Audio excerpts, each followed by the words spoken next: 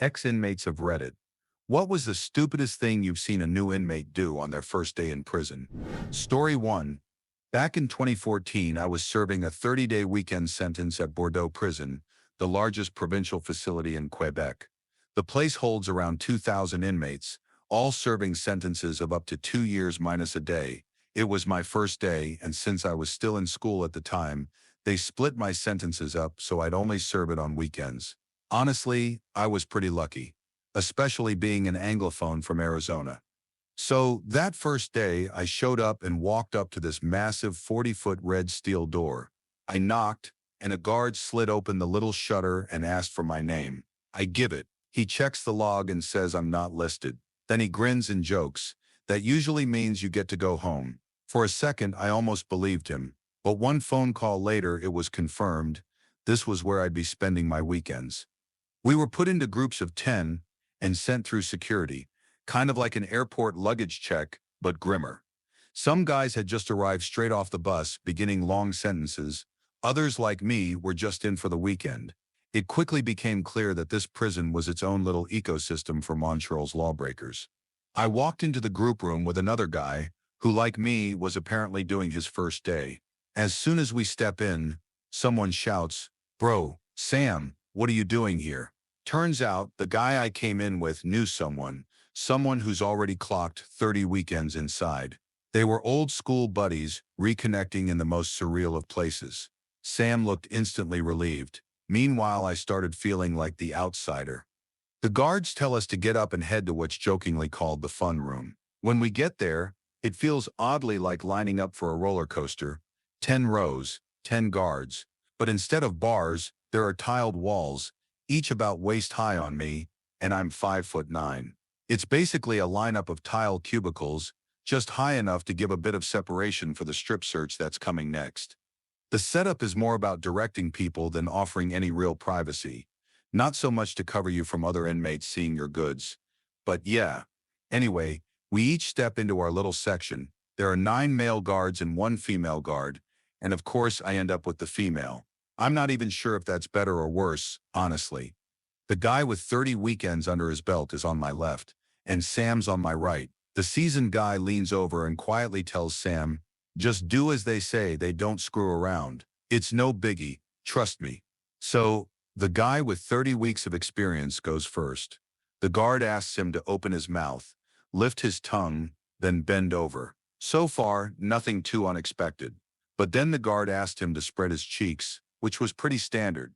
She checks for anything hidden, like they always do. After that, he turns around, and the guard says, "Lift your sacks," while shining a flashlight to inspect. I had just got all my clothes off for this officer girl, and Sam was starting his turn. He got through the mouth check, but when they told him to lift his sack, he refused. Just flat out said, no. It got awkward real quick, and you could feel the tension building. The guy with 30 weekends under his belt leaned over and whispered, "Come on, man, just do it." But Sam wasn't having it. He refuses again, saying, "I don't do that for anyone." By now, all the guards were on high alert, and it was like everything was getting ready to pop off. Eventually, his assigned guard warns him, "This is your last chance, Samuel. Lift it." But Sam wasn't budging, and then things escalated quickly.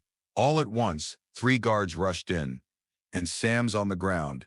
He was trying to fight them off, but they managed to restrain him. They put his hands behind his back while he's trying to wrestle his bare butt out of it. 2 more guards joined in, and one slammed his knee down onto Sam's head, grinding it against the cold tile. Sam was screaming, shouting threats about ending them. In the chaos, one of the guards administered a forced drug test.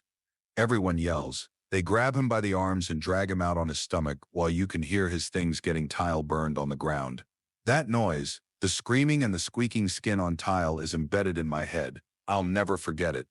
They dragged Sam out through a massive, thick metal door that buzzed open with a loud click. My heart was pounding. The guard returned to me and stepped in front. She started with, "Can you please," then paused. Glancing down, my sack was way yanked up. Turns out, I had been holding my sack up the whole time. She let out a quick laugh, then casually gave my stuff a couple of squeezes before saying, "Turn around." She flashed a light at my backside, didn't even touch me, Just a visual check. Then she leaned in a bit and said quietly, "You're one of the good ones. Get dressed." I like to think she was talking about my goods. But who knows? We all got into jumpsuits and left through an entirely different door than the one Sam was dragged through. I never saw Sam again. This was the first hour of my first day. Before we continue, do us a quick favor. Smash that like button and subscribe to support our channel. Story 2. This was my first week in jail. I was in my early 20s, first time in trouble for anything, really wet behind the ears.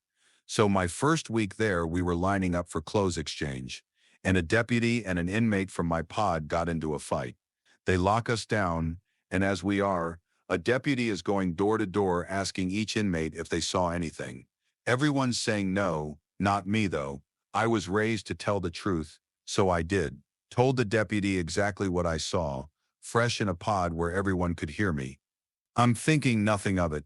Hey, I did my duty, got the real side of the story out. They get it all sorted and release us for the day room. I'm watching TV, oblivious to what I just actually did. The black rep sits down to talk to me. First thing he says is, "You know in prison you could get killed for what you did." And I laughed, thinking he was joking. I was oblivious to jailhouse rules. He looked me dead in my eyes to show how serious he was. He explained to me that 1, we never side with the deputies, no matter what, and 2, races deal with their own. For me being black to put my nose into something that happened to a white inmate, that's all bad. He explained to be careful.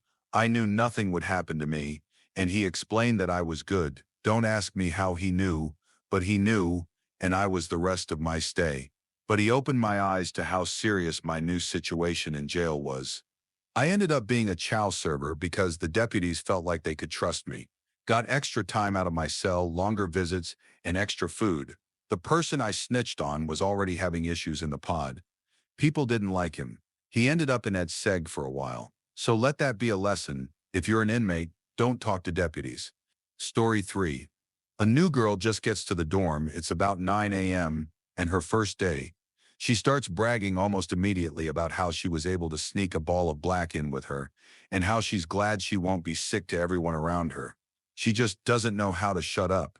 I mean, you're in a place filled with drug addicts. A lot of them are going through withdrawals and will do anything to get well. Bragging about having some is the last thing you should be doing. So she goes to take a shower before chow and take a guess. What happens?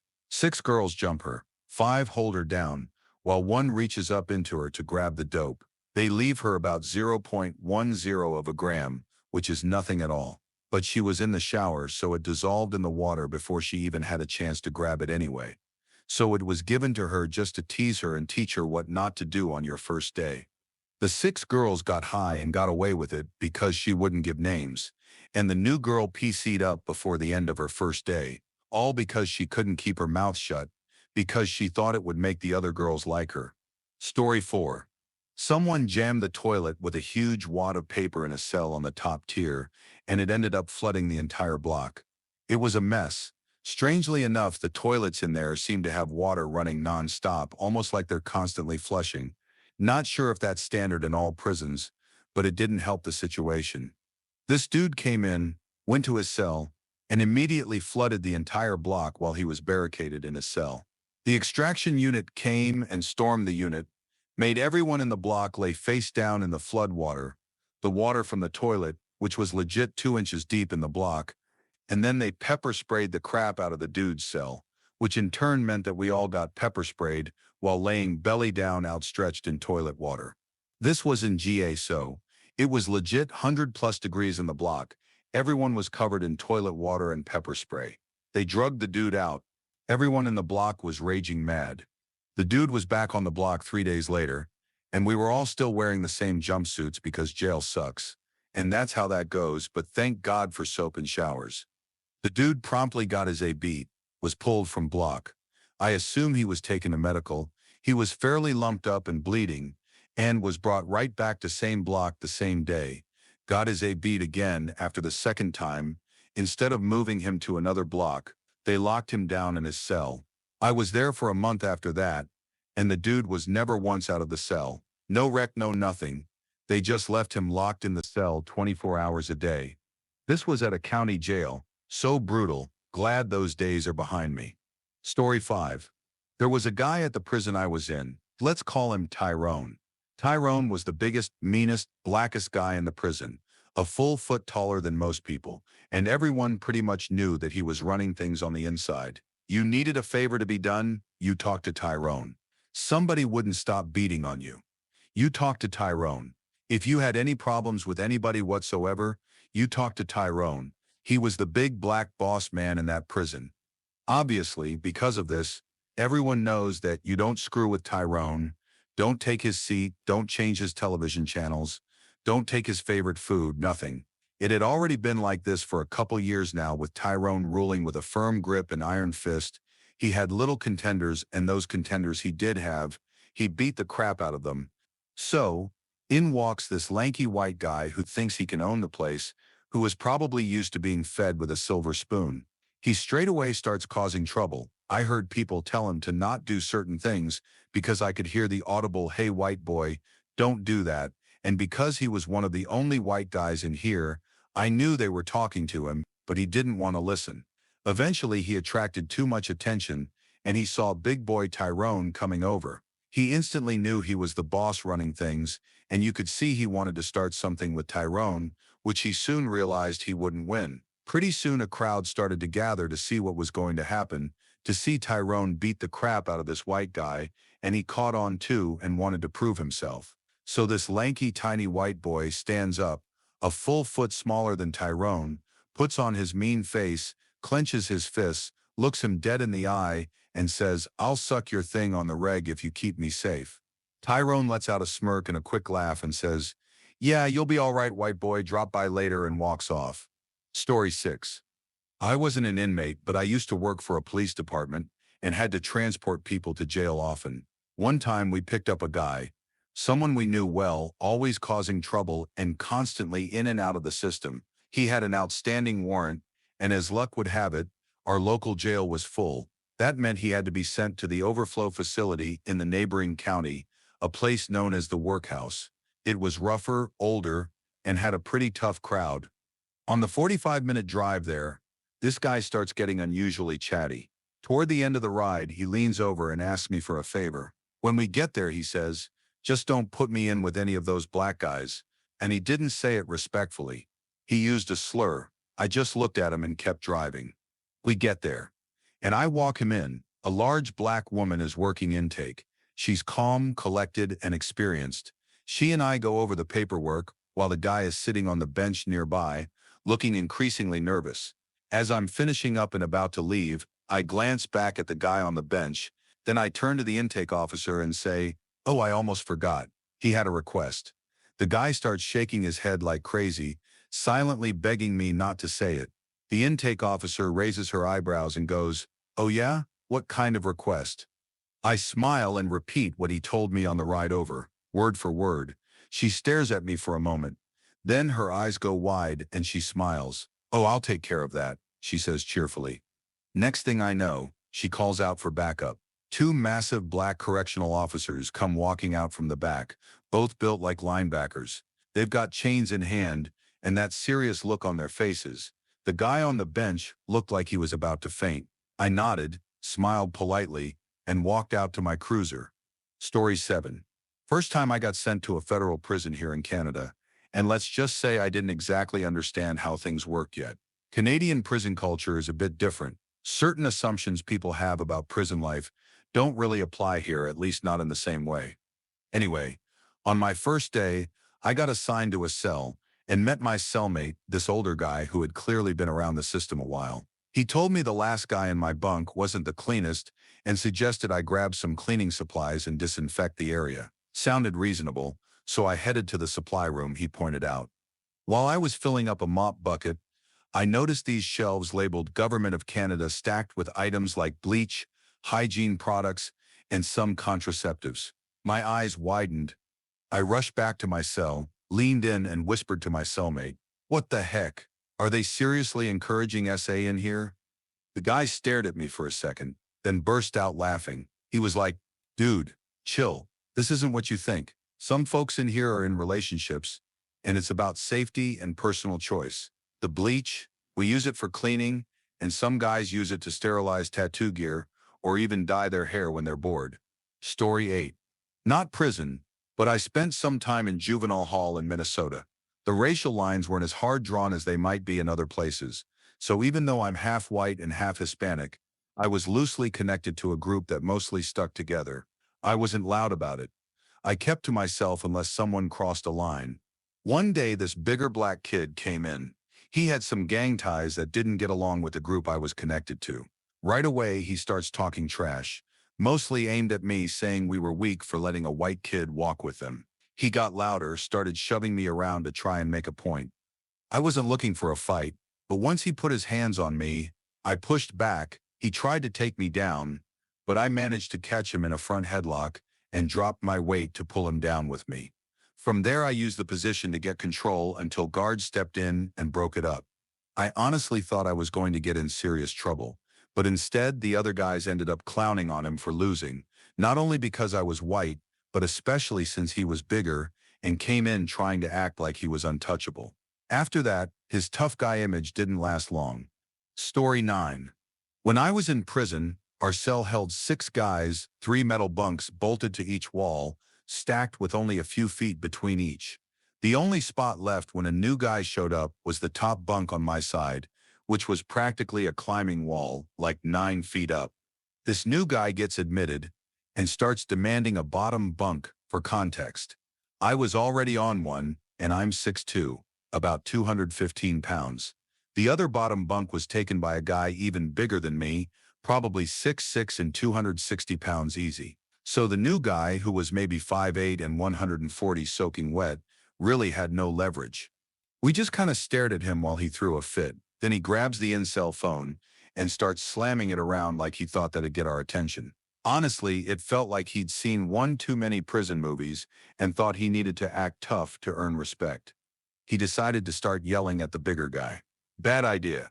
The big guy stood up, calmly walked over, took the phone from him, and smacked him with it. Nothing too crazy, but enough that the guy sat himself down on the toilet and stayed there for the next couple of days, didn't speak, didn't move much, unless one of us needed to use it. His cheek was swollen for a while, and one night he tried sneaking up to that top bunk anyway. The big guy just reached up, grabbed him by the waistband, and yanked him right off. He hit the floor next to me with a thud, and all he was told was to sit back down. He eventually tried to request a cell transfer, yet it denied. All in all, it was one heck of a warm welcome. Story 10. I got pulled over and detained by the cops for drug possession while the cops searched my car in Missouri. Well, I had just come back from Peru 2 days earlier, and apparently I managed to bring a bag of coca leaves with me. I didn't even know I had them. I must have left them in the pocket of a pair of pants and left them in my suitcase. When I got back, I threw my suitcase in my car and didn't think about it. Coca leaves are illegal and considered drugs in the US, so I was freaking out that I was about to get booked for that. I thought I might end up with a trafficking charge or something. The cop finds it, asks me what it is, and why I have it. I said they use it to make an anti-nausea tea, which was technically the truth. He tells me he's 99% certain that I'm not supposed to have a bag of coca here, but he didn't know for sure, so he was going to ignore it and let me go, and recommended that I get rid of it. I ended up only getting charged with drug possession, which is a misdemeanor in Missouri, just had to take some anti-drug course, and it was wiped from my record. But holy crap, I was so scared that I had screwed my entire life up because I forgot to check my pockets before flying back home. Story 11. It wasn't prison, but I was stuck in the holding cells, what they call the dog kennels, waiting for bail with about 20 to 30 other people. There were maybe 20 full kennels total, and only 2 courts still running, both working overtime. It was a Thursday right before a long weekend, which meant if you didn't get in front of a judge that day, you were locked up for 4 more days straight. Everyone in there was on edge, desperate for their shot at bail and a chance to dodge that extra stretch behind bars. Anyway, once I'd been called, had my bail approved, and got brought to processing for a few more hours. The processing area is right next to the pre-hearing kennel area. So I was up fairly early in the day, almost first out of the gate of the first kennel. One guy in my kennel was a rattling and scratching crackhead. He went up and spat across the court at the judge, must have got him or someone else. Next thing I know, they got this crackhead hauled back down into the kennels. They closed down the whole court and marked it as a crime scene. Now there is an army of pissed criminals that want to stomp the crackhead because they won't get to see judge to get bail. That almost caused a riot. He ended up in protective custody in an isolated self-offing watch cell to stop everyone getting to him. Stupidest thing I've ever seen in my life. Funny thing is, the crackhead would have been bailed out too. I have no idea why he did it. Drugs, man, they can make people crazy. Story 12. Back in late 2009 to early 2010, I was doing time in Orange County Jail. The dorms were structured with 2 levels, about 64 guys per pod. You could see the floor below you through this mirrored glass wall. Basically, the same glass the C.O.S. used to watch us. One night around midnight, a new guy rolls into the dorm beneath us. When someone new comes in, it's usually noisy, especially if they don't know how to lay low. I was still awake and happened to be watching. This dude walks in and immediately claims a bottom bunk near the entrance.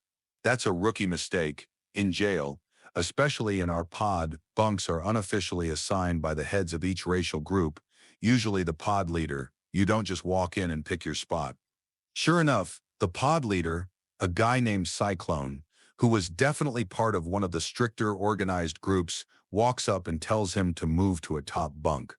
The new guy gets mouthy, clearly not understanding how things work. Cyclone doesn't say much more. He calmly braces himself between 2 bunks like he's doing a dip, then out of nowhere kicks the guy square in the face, dropped him instantly. Guy went out cold like a sack of potatoes. Tots.os rushed in, turned on the lights, and made everyone show their hands to check for fresh injuries. The new guy didn't say a word about who hit him, so the C.O.S. just left after a while. But then everyone started complaining about this awful smell. Turns out the new guy had shat his pants when he got knocked out. The pod leader had to call the sheriffs back in to get a mop and clean the place up. The next morning, the new guy was gone, rolled out early. No explanation, just vanished. Story 13. When I was doing time, they had these things called 40mm soft rounds to break up group disturbances. And let me tell you, there's nothing soft about them. One new guy came in fresh from juvie, acting like he still ran things. I guess in juvie the staff didn't react much to fights, so he figured prison would be the same. First day in, he picks a random gang to align with, one he knew nothing about, and immediately starts antagonizing a rival group they were already on edge with. He thought he was being tough by mouthing off and trying to start something big. Well, he succeeded, and a full-blown group disturbance kicked off. The cause came in telling everyone to get down. This kid refuses, starts yelling back at the officers, and boom, he gets a 40mm round right to the face. According to the CO, it was an accidental headshot, but the damage was brutal. Fractured skull, face completely messed up on his first day. Those rounds are no joke. If someone gave me the choice between being pepper sprayed or hit with one of those again, I'd volunteer for the spray every single time. I once got clipped in the ribs by one during a riot I wasn't even part of, cracked my rib cage. And then there was this one guy, high on who knows what, during another disturbance who refused to go down and just kept charging. They hit him with 6 rounds before he finally stopped. 6. It was wild. Story 14. This one's actually from my dad, who did a few years inside. A new guy came in acting like he ran the place. Loud, aggressive, bragging nonstop, kept going on about how he was a monster, the toughest guy around, and that no one in the prison could touch him. And to be fair, he looked the part, big guy, definitely someone most would think twice about messing with. But it didn't take long before people found out what he was actually in for. Let's just say it involved violence against a woman and a child, and that kind of thing doesn't sit right with anyone in there. Despite all his bravado, a group of inmates decided to make it very clear that he wasn't welcome. He ended up getting jumped, and from what my dad said, he was barely recognizable afterward. There are a lot of complicated dynamics behind bars, but one rule holds pretty firm. If your charges involve hurting kids or women, you're not walking in without consequences. Story 15. I spent a year in a Bangkok prison and saw plenty of wild things, but one new guy stood out. He was British, the first and only other Brit I met while I was there. The moment he came in, I got called over to help since I spoke English and could explain things. The guy wasn't talking to anyone, like at all. Total silence. He believed he shouldn't have been there and was protesting by refusing to speak or cooperate. Now, the first thing they do when you get admitted is shave your head. This guy had huge dreadlocks and was not having it. I tried to be friendly, asked his name and where he was from, but he just stared at me, didn't say a word. One of the guards handed me a copy of his passport, and crazy enough, he was from my hometown. I was pretty excited at first, thinking we might at least have something to talk about. Nope, he just kept up the silent act. I explained he was already in prison, and no amount of silent protest was going to undo that. I told him the best thing he could do was follow the rules and make things easier on himself. Still nothing. I'll admit, I lost my cool a bit and ended up just telling the guards to go ahead if he wouldn't cooperate. They had to pin him down and shave his head while he cried and screamed. I did feel bad for him, but that could have gone so differently. After that, he sat with me in the yard and we started communicating through a notebook. Still no speaking. Everyone else thought he was mentally unstable. I wasn't sure myself until someone else told me they'd been arrested at the same station as him. He had been shouting non-stop in custody about his rights being violated. So yeah, he could talk, he was just putting on an act. A few days later, we were writing back and forth when he asked about calling the embassy. I just looked at him and said, "What good is a phone call if you can't talk?" He cracked a little at that. Eventually, he got transferred to a mental health facility for evaluation. When he came back, he looked rough, and now he could magically talk again. He told me about how bad it was in there, and honestly, it sounded worse than prison itself. We ended up bonding a bit after that, and I still keep in touch with him. But yeah, refusing to cooperate and playing silent protest games on day one was the dumbest thing he could have done. Once you're in prison, you're already past the part where fighting it helps. Better to just keep your head down and survive. Story 16. Not an inmate myself, but a good buddy of mine, Steve, worked as a locksmith at a medium security prison before he managed to transfer to a more relaxed role as the groundskeeper. It came with less stress and ironically more freedom. His work area was technically outside the main prison grounds, with its own little workshop and equipment shed. The only other people around were 4 inmates assigned as trustees to help with mowing, maintenance, and landscaping. It was a cushy gig for them, light work, relative freedom, and access to tools. Now one of those trustees was a motorcycle enthusiast, and Steve, being a gearhead himself, ended up bonding with the guy over a Harley he had just recently bought. At some point, Steve brought in his beat-up old Harley that needed serious work. The inmate took a look and said, "This thing needs new bearings, full rebuild," which meant thousands in repairs, but with time and know-how, fixable. So Steve hatched a plan. If he could cut the workday short by an hour or two here and there, the trustee might be able to rebuild the bike bit by bit in the shop. And it started working. Within the first few days, Harley's engine was fully taken apart, and the inmate was making progress. But here's where it all fell apart. On the way back into the main facility one day, the inmate got caught trying to sneak in a small screwdriver. That was it. Instant shutdown of all privileges. They pulled the entire crew's access to the workshop. No more garage time, no exceptions. Steve knew the groundskeeping hut would be inspected the next morning, and he got the motorcycle frame and wheels onto a pickup and taken out of the shop. He didn't have time to get the motor parts, which he could claim were leftover lawnmower parts, but he knew that unmistakable motorcycle frame with wheels was his termination. The next day, the inspectors glanced at the parts, made him take all the extra parts to a secure dumpster. He was reprimanded for not inventorying tools daily and having loose mower parts. The Harley was toast, but he kept his job. Story 17. This wasn't in prison, but jail. It was always dumb stuff that we would prank them with.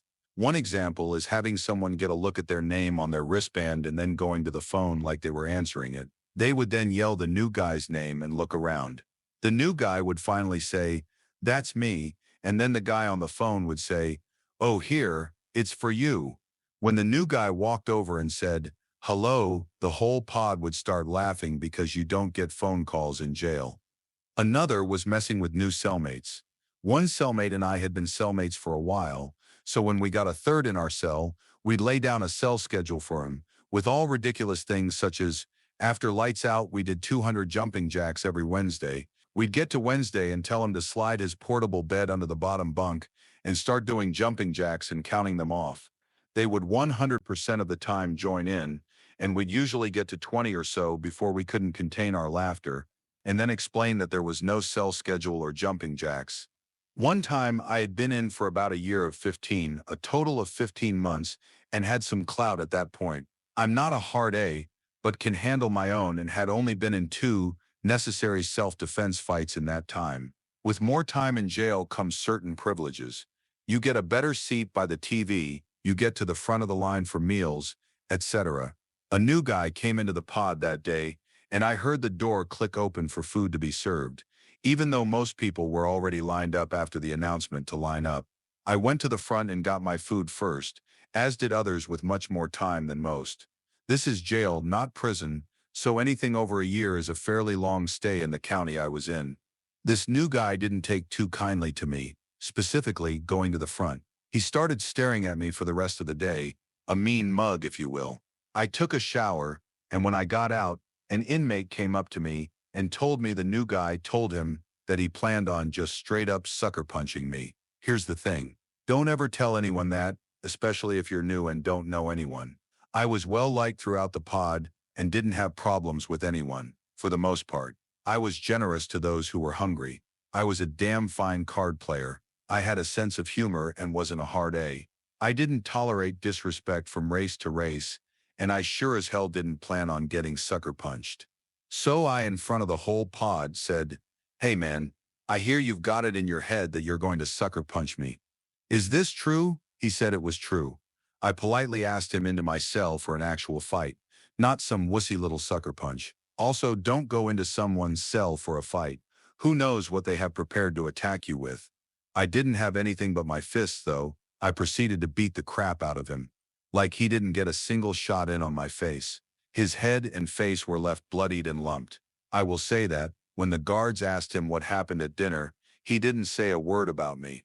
I guess the dumb things he did were A, not respect privileges that come with time in, and B, thought a sucker punch was the answer and told someone about it. Story 18. Honestly, the stupidest thing I saw on someone's first day was me. On my first day, I came in heavily addicted to a mix of Xanax and opioids. I was in full-blown withdrawal, shaking, sweating, fever over 104, and violently sick. I felt like every bone in my body was breaking. I've broken bones before, and this was worse. But the physical stuff wasn't even the worst part. I was hallucinating, seeing and hearing things that weren't there. I was having full conversations with people who didn't exist, and I couldn't tell what was real anymore. On top of that, I was having panic attacks, nightmares while awake, and terrifying mental episodes. Then came the heart palpitations and eventually seizures. That's when the medical team finally stepped in. They gave me something to stop the seizures, but that was it. Nothing to ease the withdrawals, nothing to help stabilize me. Even something like Suboxone, which doesn't get you high but can help with opioid withdrawal, would have made a massive difference. But no luck. That went on for weeks, pure misery. And let me tell you, if you're considering messing with that stuff, don't, especially with Xanax. Long-term use can do permanent damage to your mind. It rewires your brain's ability to handle stress, and once you're off it, even months later, the anxiety can come roaring back worse than ever. So yeah, looking back, the dumbest first-day move I saw was my own, walking into that place not clean. Story 19. I wasn't an inmate, but I used to work in the medical unit of a prison. This smaller guy came in, white, heavily tattooed, and affiliated with a motorcycle club on the outside. His whole reputation was built on being intimidating, especially with a large knife he used to flash around, which, obviously, doesn't follow you past the front gates. But despite being in a completely different environment, he still carried the same loud attitude. Within just a couple of hours of being processed, he was already mouthing off, claiming he could take anyone. That didn't sit well with one of the larger members of an indigenous gang who was already there, and let's just say it didn't end well for the new guy. He got roughed up pretty badly and was moved into solitary for his protection. Fast forward 2 weeks. I see him sitting outside the psychologist's office, waiting to talk to this old-school, no-nonsense doctor who ran the mental health unit. When he finally gets in, he tells the doc calmly but seriously that he's going to hurt himself if he doesn't get sent back to solitary. Now this doc had probably seen every trick in the book and just looks at him and says something like, "All right, but I have heard you has been running up a tab. So go ahead, I'll patch you up and send you right back out there, or you can tell me what's going on." And just like that, the guy breaks down crying, full on tears. Turns out he racked up a $2,000 debt inside the first 2 weeks, likely owed to some people you don't want to owe anything to. We ended up putting him back into segregation for as long as we were allowed, just to keep him safe. I think about that guy a lot. Story 20. I did time a couple of years ago. Non-violent convicts in my prison were able to get gate passes jobs, meaning a handful of us reported after breakfast at 6 a.m. to the outbound prisoner holding area.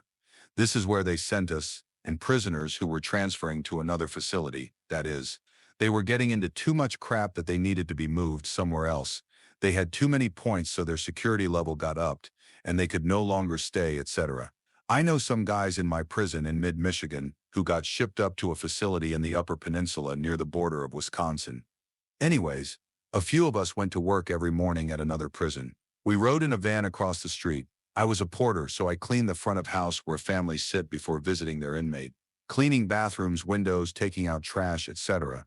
The other guys were the yard maintenance crew. We got extra food. We were essentially free. If we really wanted, we were outside of prison walls and could make a run for it.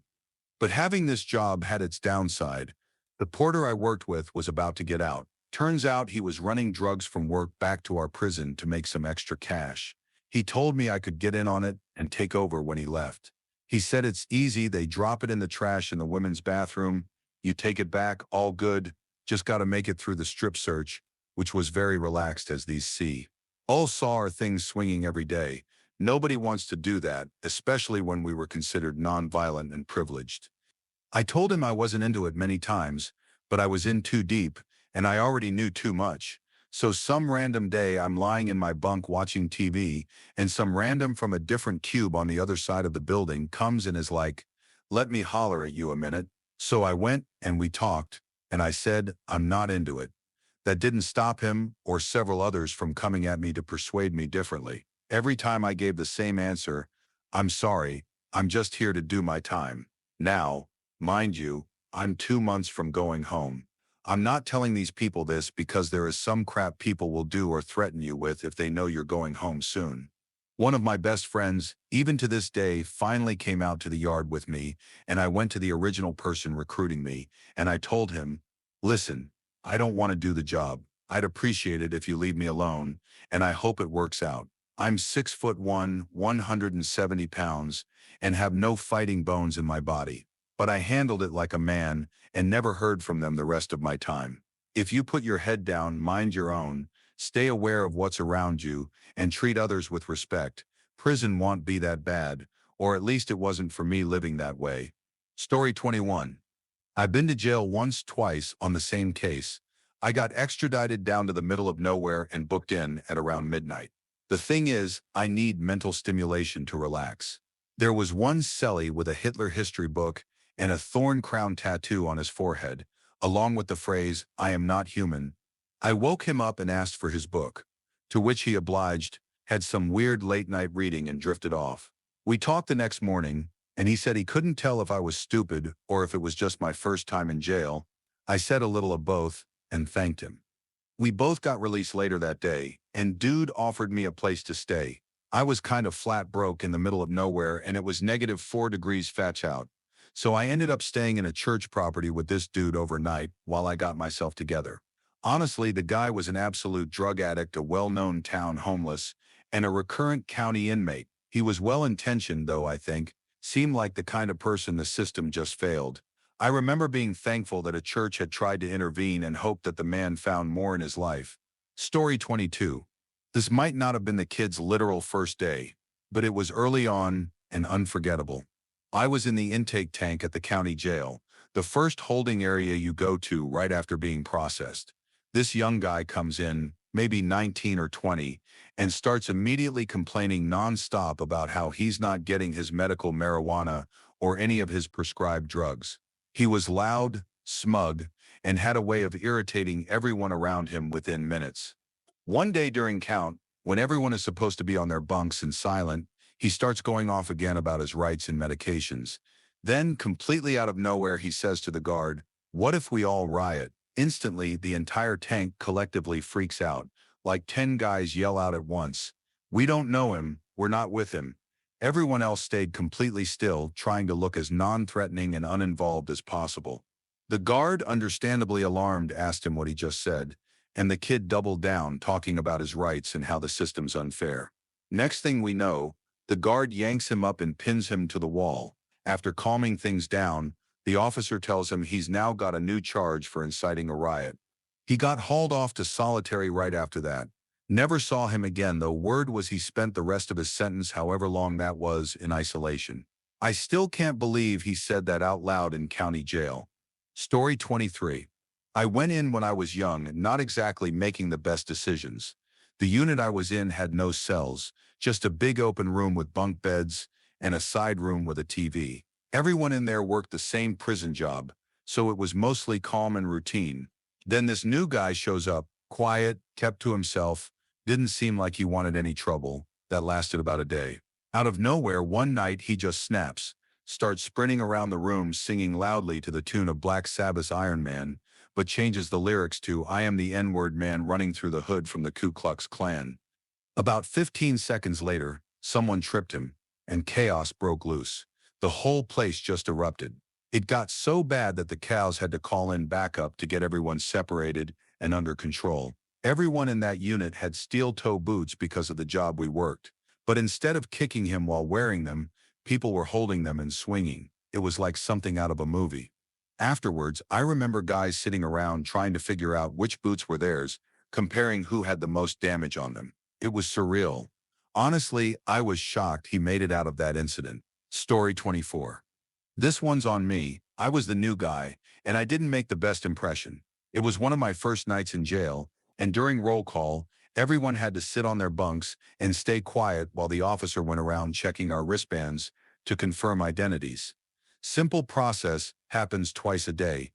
We're about halfway through when someone lets out the loudest, most absurd fart I've ever heard in my life. It echoed. It was like something out of a cartoon, and of course my brain just shut down. I lost it laughing, like full-on tears, can't breathe kind of laughing. The officer told us all to settle down, but I physically could not keep it together.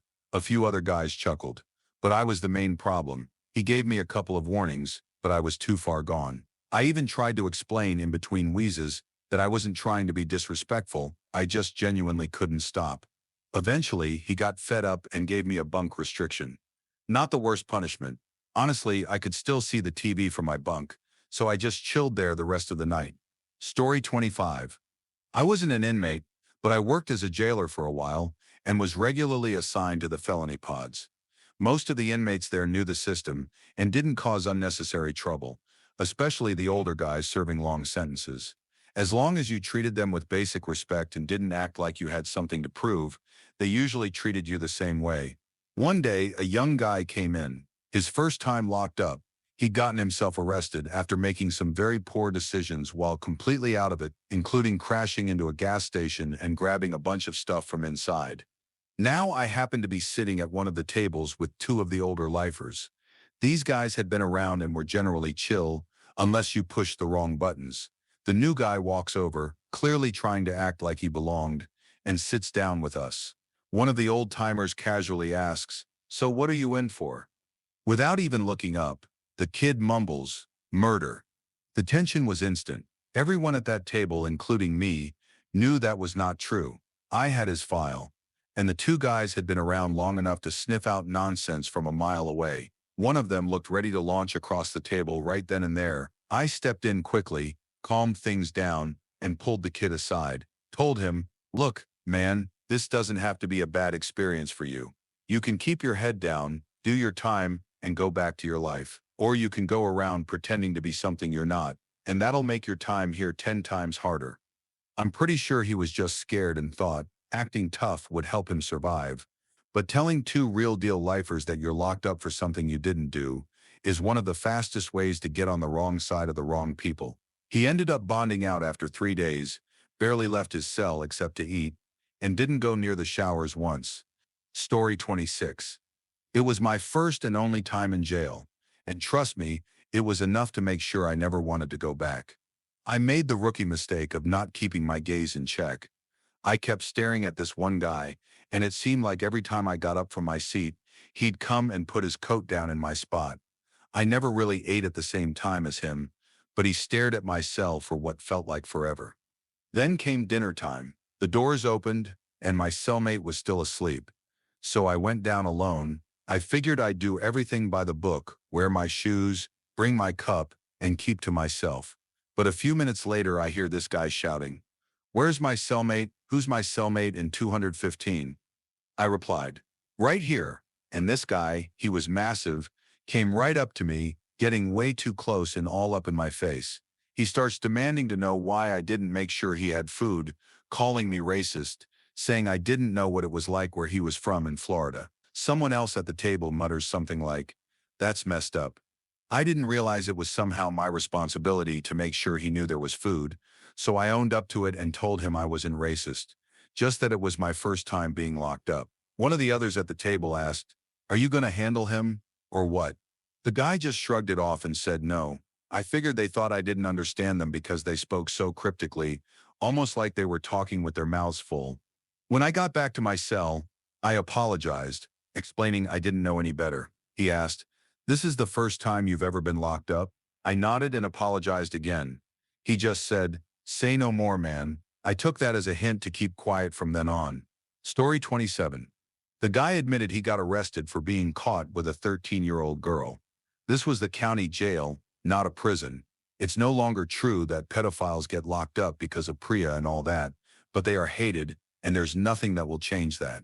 It's also not true that the biggest, toughest guy is the one who is respected, unless it's high security. The man whose word means what he says and nothing less, and the man who fights only for his friends himself and not for personal gain, is the man everyone will respect.